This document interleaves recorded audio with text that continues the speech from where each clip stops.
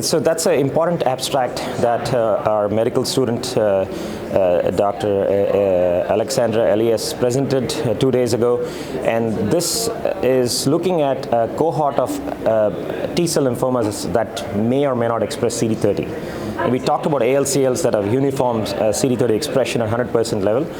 Angioimmunoblastic T-cell lymphoma is another complex T-cell lymphoma where the immune cells also express CD30, and the cancer cells sometimes can also express CD30.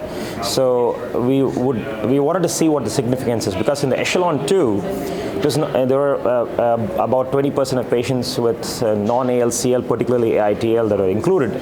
The data was not very clear whether AITL patients benefit from Brentuximab or not. And first of all, the expression of CD30 did not really correlate with that response.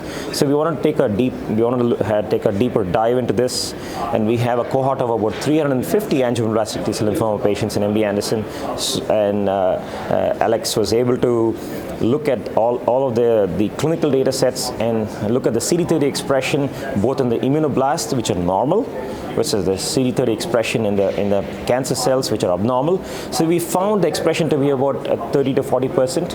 And interestingly, we also looked at patients who got Brentuximab either in a clinical study or on a standard of care, because CD30 expression was there, and the expression was all the way from 1% to 50% or 70%.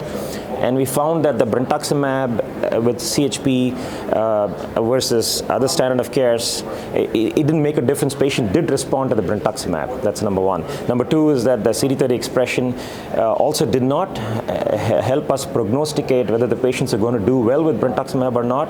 And the second important event that happens in these patients is transplantation, autologous transplantation.